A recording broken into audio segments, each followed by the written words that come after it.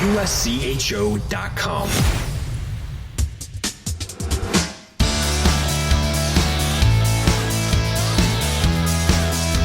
Welcome to USCHO Spotlight for Wednesday, October 19th, 2022. Each week we talk to a coach, player, administrator, or journalist about college hockey. This podcast is sponsored by DCU, Digital Federal Credit Union.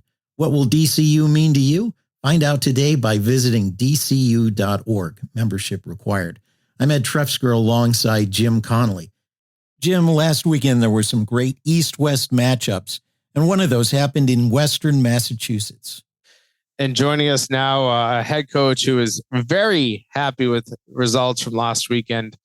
2 wins over number 1 Denver. That's Greg Carvel, head coach of UMass. Greg, what a weekend. Great atmosphere in your building, big crowds both nights, and to come away with 2 victories had to feel nice. Yeah, to be honest with you, I thought it was going to be a similar experience to last year when we opened up against Minnesota State, and they really taught us a lesson.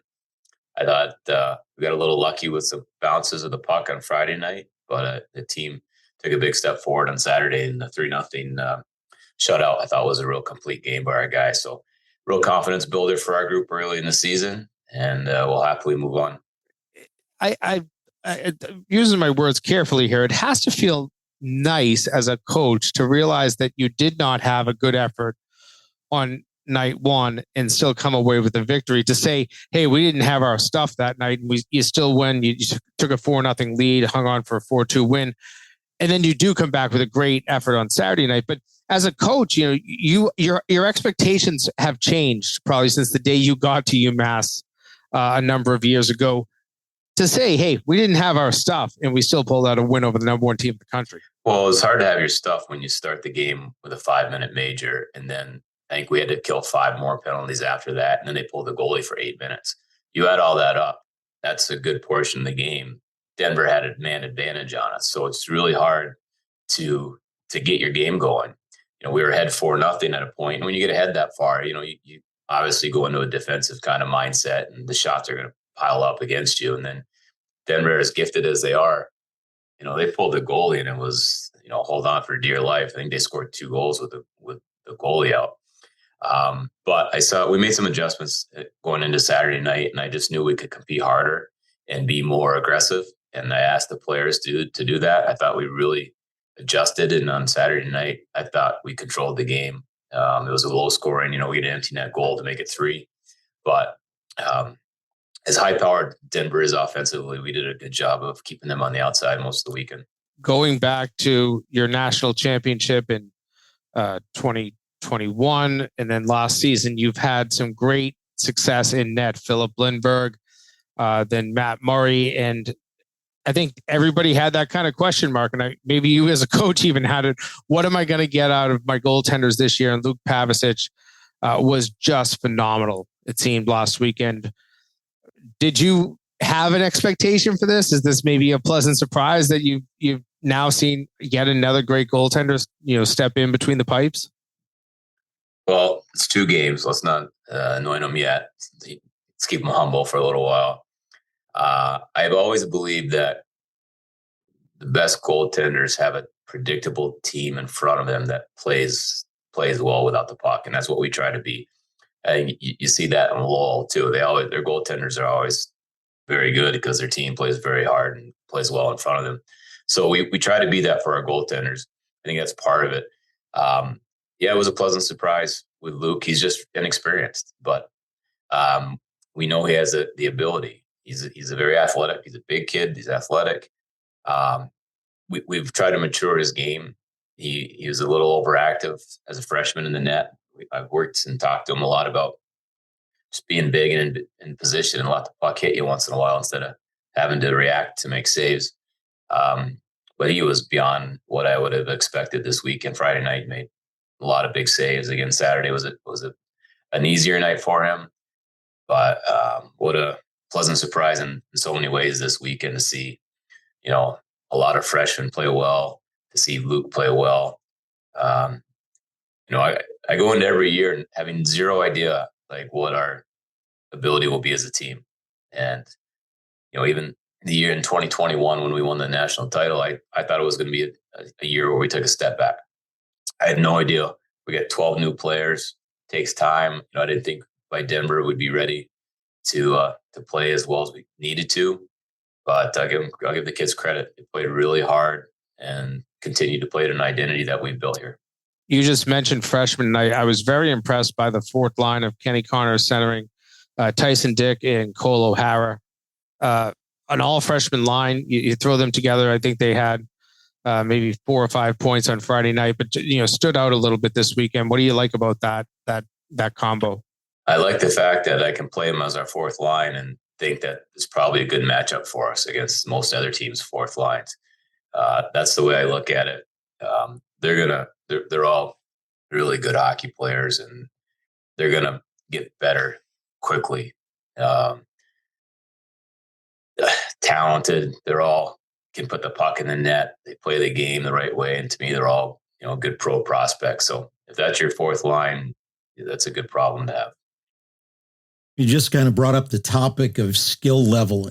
As you watch the game in the past few years, you've seen such a great growth in the skill level of all the players. I mean, everybody can skate well. Everybody has great hands. And you've even had a player on your team in Cale Makar that they're pointing to as one of these generational players who is going to cause maybe even a quantum leap forward in how the game is played. With skill level increasing and players getting better and conditioning all year, has that influenced how you're able to coach the game and how you're able to approach your game plan?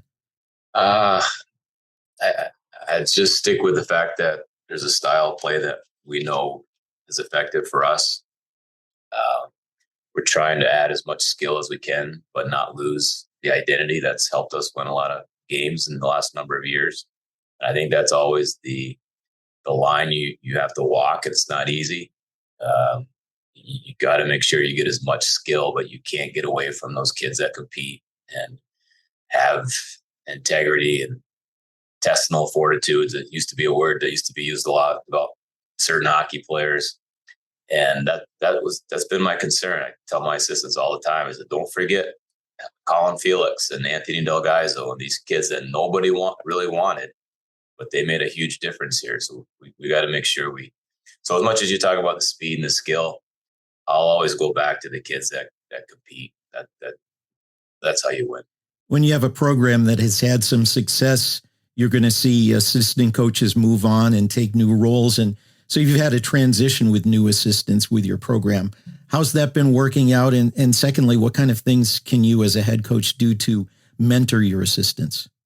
Yeah, it's natural. It was unnatural that I had Ben Barr and Jared DeMichael for 5 years in a row as assistant coaches. And it was really useful, helpful as we built the program up and then started having success. And, Ben was the first to go and he's doing a nice job in Maine. And last year when Michigan State approached Jared, I didn't disagree with him. There's all the factors, you add him up, and it was probably time for him to go to a different program and prove himself.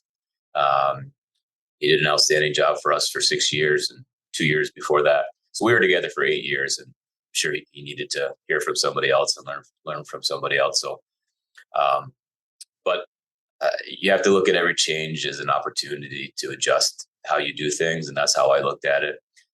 Brought in 2 assistants that I thought, where were the programs at right now that would best complement me and best what our team needed. So I'm very happy with Nolan Glukowski and Tommy Upton are 2 assistants and 12 new players, and I've got 3 new coaches. So it's been a lot trying to get everybody up to standard, but we took a big step forward this weekend. More with UMass head coach Greg Carvel in a moment. USCHO Spotlight is sponsored by DCU, Digital Federal Credit Union. Visit dcu.org.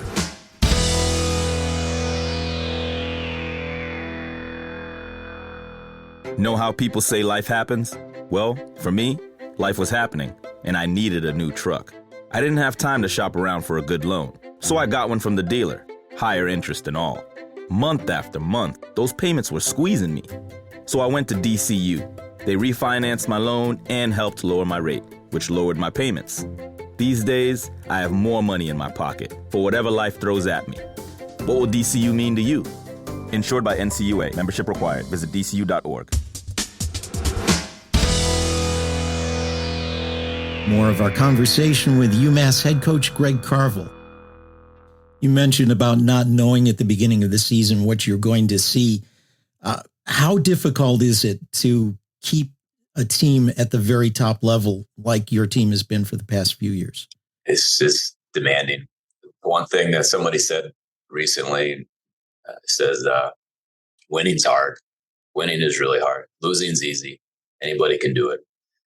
Winning is demanding. It takes a lot to continually do the little things and do them better over time, because you have to keep getting better. You're either getting better or getting worse. And I've just found that it's very demanding.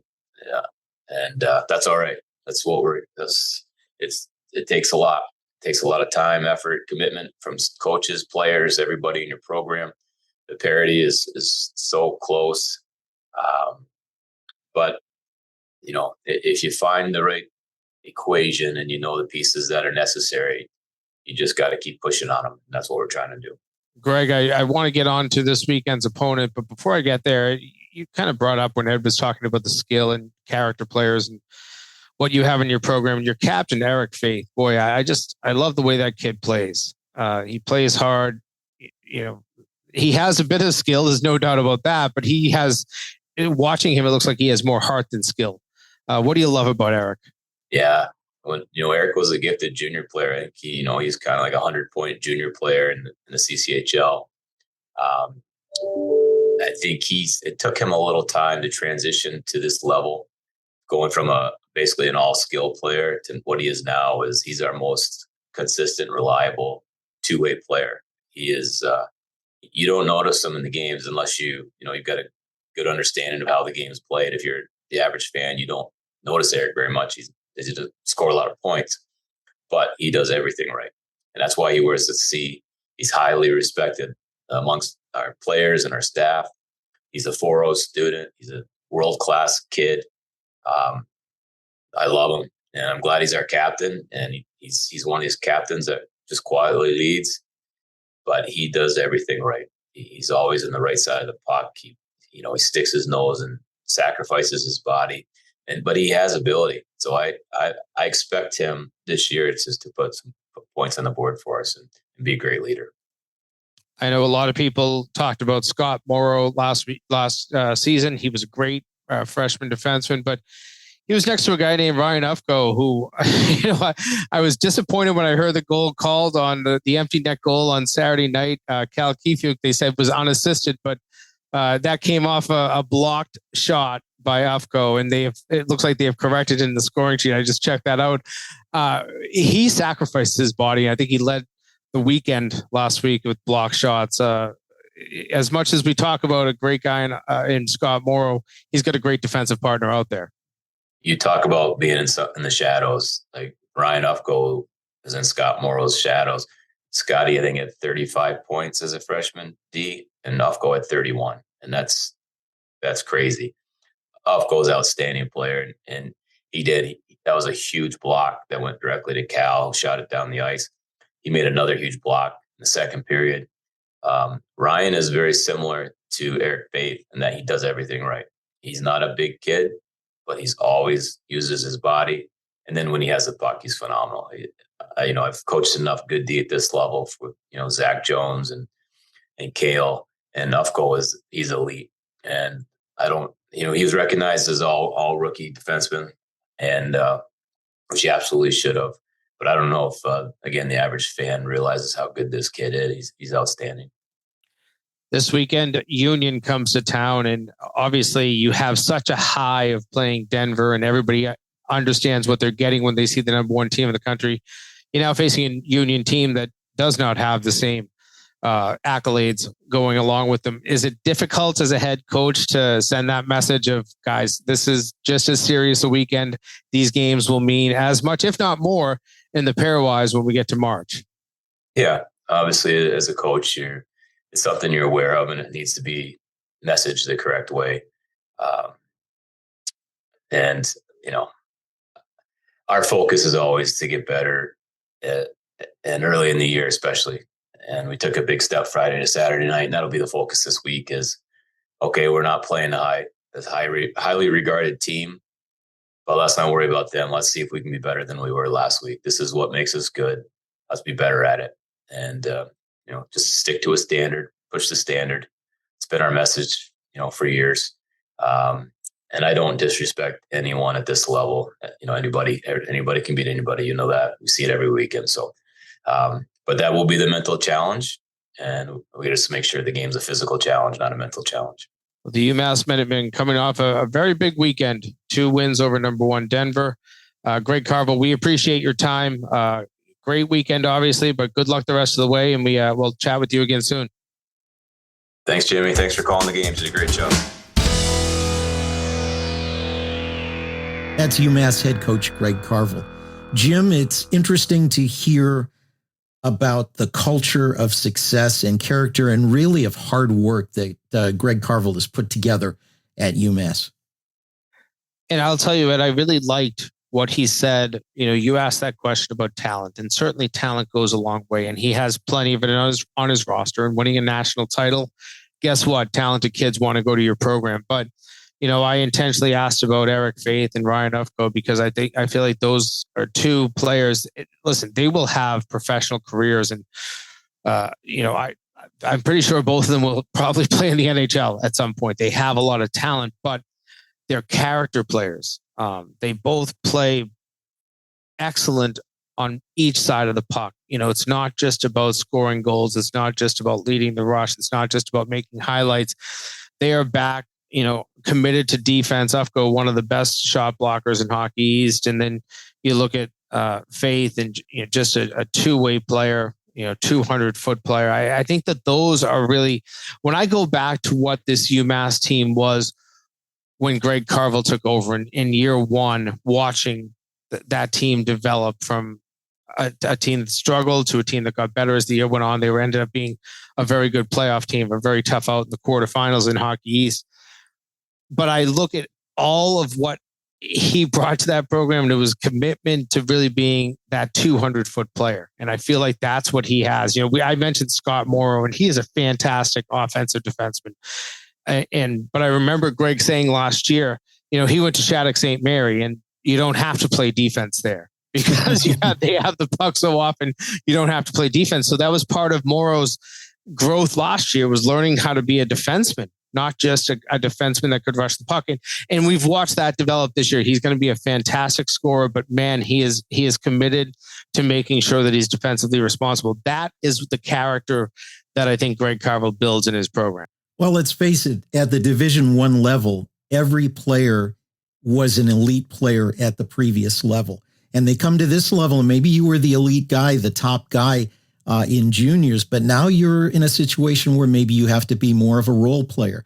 Maybe you've got to be a 4th line energy guy. Maybe you've got to get out on the penalty kill when you haven't done so much of that before. Maybe you're not going to get to be on the power play, even though you were the first power play unit guy at the previous level. So there is going to be some evolution, and that takes a lot from a coach to be able to work with players, get them to understand that. And even you see this at the beginning of the season all the time. Players who are first-year players step up from where they were elite at the previous level, and they try something that they could get away with all the time at that level, and they get embarrassed and burned. Yeah. And get burned. It's difficult, Ed, and I think that it's a wonderful problem as a head coach to have too much talent, to have to tell a kid that has never been anything except the first line center that you're on the 3rd line. That's an embarrassment of riches for any head coach. And there's probably 40 out of the 60 plus head coaches in the country would love that issue. To actually have it and then to manage it is a different problem. We saw it last year at Michigan. I thought that was one of the hardest things to probably go through, was to know that you had, 8 or 9 first or top 40 draft picks in the NHL. How do you put them all in the first power play unit? You can't, so it's how do you learn how to become that role player? And I look at certain coaches in Hockey East and across the country. And Greg Carvel is one of the elite communicators. I think he absolutely lets players know where they fit in the scheme of things.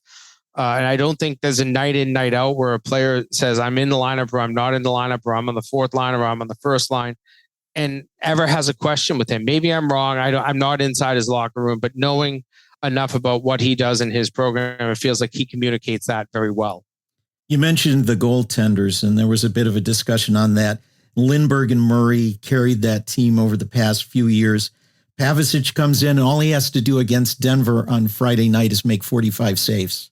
And over 70 on the weekend. I think it was like 75, 76 that he ended up on the weekend. He gets a shutout, first career shutout. I mean, the kid was phenomenal. And I know Greg kind of downplayed his second night. He was elite on the first night, and 22-1 margin in shots in the third period in favor of Denver. He had to make a lot of big saves. But, you look at Saturday night, and I know that he saw the puck probably a little bit better, especially as the game went on. But I thought that he had to make some big saves that night too. And I don't know where, I like, again, we go to Greg Carvel, and I like how he manages expectations. And he said, don't anoint him as anything yet. All he did was win a couple of hockey games.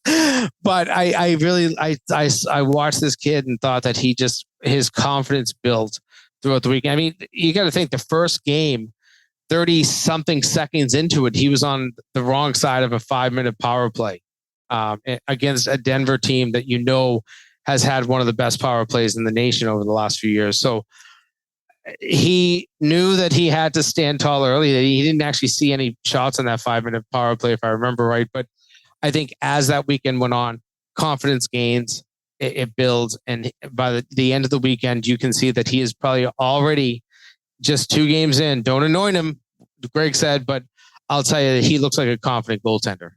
And Greg Carvel talked about staying at the top and how hard it is to win.